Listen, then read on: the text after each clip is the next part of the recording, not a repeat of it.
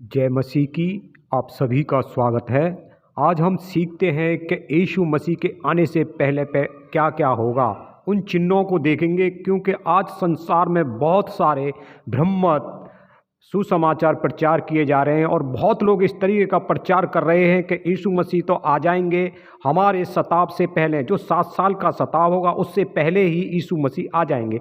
इस तरीके की भ्रमत शिक्षाओं से सावधान रहें। आगे देखते हैं हम। जिस तरीके से हम आनंद में जाते हैं, जिस तरीके से हम आनंद में जाते, यीशु मसीह जो थे वो आए थे, आनंद मनाया, लेकिन जैसे ही यीशु बड़े हुए तो वो क्या में चले गए? कलेश में चले गए और सताव में चले गए। ठीक है, तो अभी जो समय है किस चीज का है? अभी जो समय सताव का है। ध्यान रहो प्रयोग में ये चीजें बता रहा हूं आपको, क्योंकि आप तो खुशी खुशी उस चीज को तो सुनते हो, लेकिन जो आज अभी जो तुम्हारे सामने आने वाला है वो डरावना है। तो कई बार हम ऐसी शिक्षाओं को भी सुनते हैं और इन शिक्षाओं से बिल्कुल सावधान रहें। ठीक है, कौन सी शिक्षाओं से सावधान रहेंगे? जो कि लोग कहते हैं कि 7 साल के कलेश से पहले ही क्या होगा? यीशु मसीह आ जाएंगे। ये बड़ा महत्व है और ये बड़ा अध्याय, बड़ा महत्व है। इसको अगर आप लिखना चाहो तो लिख सकते हैं, क्योंकि बड़ा अच्छे अच्छे प्रचारक यूट्यूब पे कह रहे हैं कि भाई 7 साल का जो कलेश होगा उससे ही पहले कलेशिया का क्या हो जाएगा? रैप्चर हो जाएगा। मैं आज इसके पर आपको रोशनी डालना चाहता हूं, क्योंकि हम अब क्या हो गए? बड़े हो गए हैं और हम जाने के लिए तैयारी करें, क्योंकि जन्म तो हम सब ले चुके हैं और लेते आ रहे हैं। ठीक है, दूसरा तीमुथियुस और अध्याय 2, ठीक है, इसकी आयत जो है वो 16 आयत है और इसको हम पढ़ेंगे। पर अशुद्ध बकवास से बचा रहें, क्योंकि ऐसे लोग और भी अभक्ति में बढ़ते जाएंगे और उनका वचन सड़े घाव की तरह फैलता जाएगा। हुमिनयुस और फिलेतुस उन्हीं में से हैं। ठीक, यहाँ पे क्या हो रहा है? एक 18 आयत को और पढ़ देंगे। जो यह कहकर कि पुनरुत्थान हो चुका है सत्य से भटक गए हैं और कितनों के विश्वास को उलट पुलट कर देते हैं।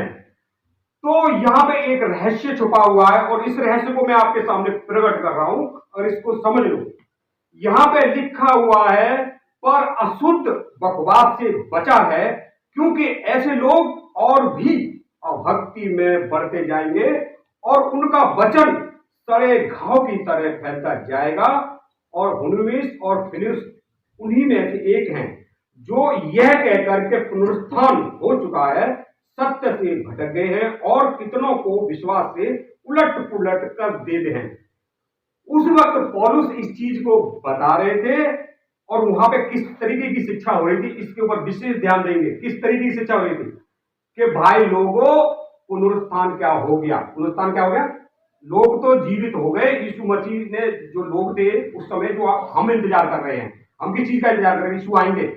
लेकिन ये आज से हजारों साल पहले उन्होंने ऐसी क्या शिक्षा दे रखी थी? यीशु तो आ गया, लेके चला गया और पुनरुत्थान हो गया, मतलब मुर्दे जी गए हैं। इस तरीके की शिक्षाएं वहां पे प्रकट की जा रही थी। तो ये क्या कह रहे हैं कि ऐसों की शिक्षाएं जो है वो सड़े घाव की तरह, जब घाव सड़ जाता है तो वो खूब फैलता है। तो इनकी सेवकाई भी खूब फैल रही है। इनकी सेवकाई क्या हो रही है? फैल रही है, फैलती चली जा रही है। तो इनसे सावधान रहे। पौलुस इस चीज जो है सावधान कर रहा है। आज की डेट में क्या कर रहे हैं लोग? वो क्या कर रहे हैं कि भाई 7 साल का जो कलेश होगा उससे पहले ही क्या होगा? यीशु मसीह आ जाएंगे और लोगों को ले जाएंगे। ये गलत है। अब हम निकालेंगे ये गलत शिक्षा। और इन वचनों को आप अगर लिखना चाहो तो लिख लेना, क्योंकि प्रकाशित वाक्य के 11 और उसकी आयत 3। मैं अपने 2 गवाहों को यह अधिकार दूंगा कि टाट ओढ़े हुए 1208 दिन तक भविष्यवाणी करें। ऐसे पढ़ेंगे, इसे छोड़ देंगे, इसे पढ़ेंगे। उन्हें अधिकार है कि आकाश को बंद करे तक कि उनकी भविष्यवाणी के दिनों में मेघ न बरसे, और उन्हें सब पानी पर अधिकार है कि उसे लहू बनाए, और जब जब चाहे तब तब पृथ्वी पर हर प्रकार की विपत्ति लाएं। जब वे अपनी गवाही दे चुकेंगे तो वह पशु जो अतः कुंड में से निकलेगा उनसे लड़कर उन्हें जीतेगा और उन्हें मार डालेगा। ठीक, अब बस ठीक है, देखते हैं। तो यहां पे हमने क्या देखा, इसको ये बहुत महत्वपूर्ण है। यीशु मसीह आने से पहले क्या होगा? एक युद्ध होगा।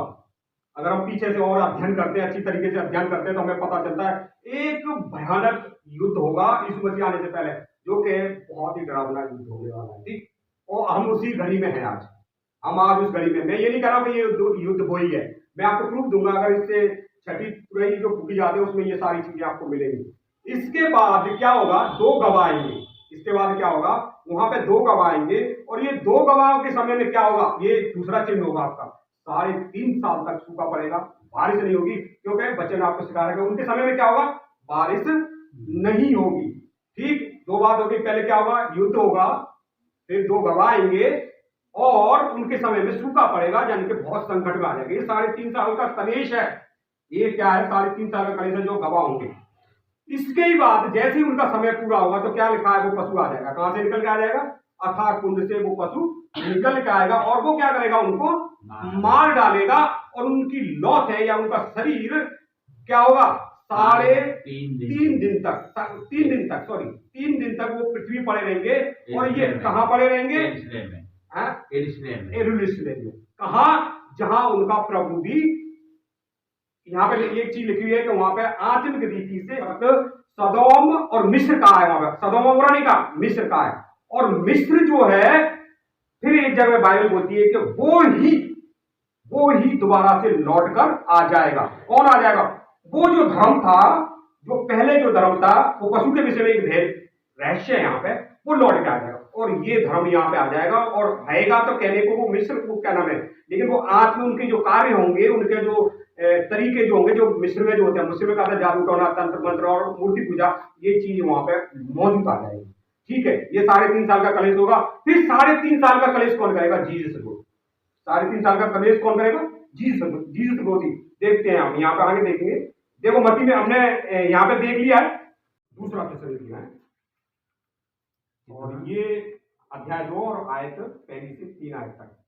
ये वाली लोग, हाँ, अब हम अपने प्रभु यीशु मसीह के आने और उसके पास अपने इकट्ठे होने के विषय में तुमसे विनती करते हैं कि किसी आत्मा या वचन या पत्री के द्वारा, जो कि मानो हमारी ओर से हो, यह समझकर कि प्रभु का दिन आ पहुंचा है, तुम्हारा मन अचानक अस्थिर न हो जाए, और न तुम घबराओ।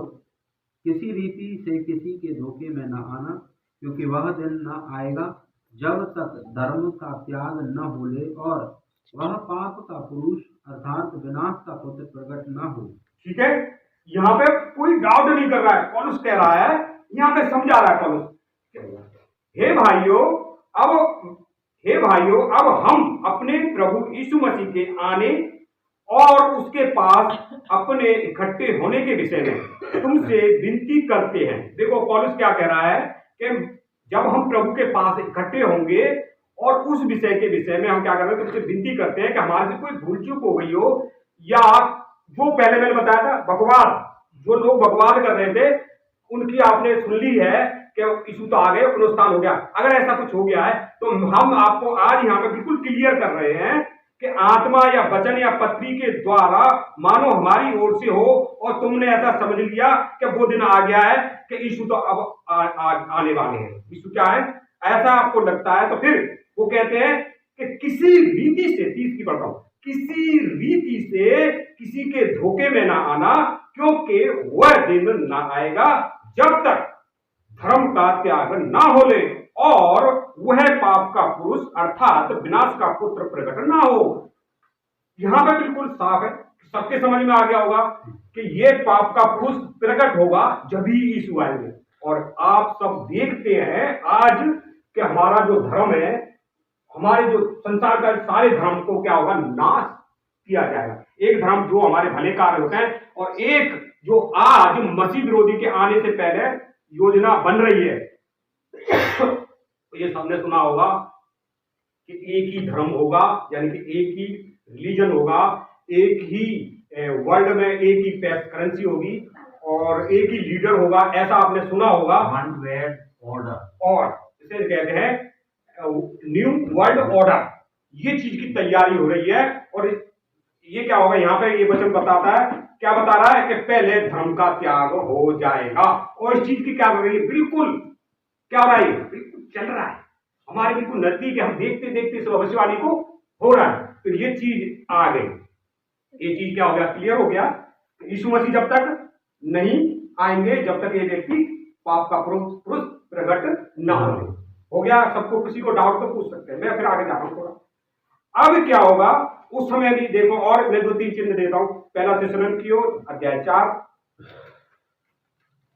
पहला थिस्सलुनीकियों अध्याय 4 देखिए, यहाँ पे कुछ मैं ये आयतें आपको दे रहा हूं और आप इनको अच्छी तरीके से अध्ययन कर सकते हैं और इससे आपको पता रहेगा, आप चैलेंज कर सकते हो, यीशु इससे पहले नहीं आने वाले, पौलुस भी बताते हैं, ठीक है। 16 से हम पढ़ते हैं, क्योंकि प्रभु आप ही स्वर्ग से उतरेगा, उस समय ललकार और प्रधान दूत का शब्द सुनाई देगा और परमेश्वर की तुरही फूंकी जाएगी। यहां पे ध्यान देंगे, क्या होगा, परमेश्वर की तुरही फूंकी जाएगी। कौन सी तुरही फूंकी जाएगी, 7वीं तुरही। कौन सी तुरही फूंकी जाएगी, लास्ट की 7वीं तुरही।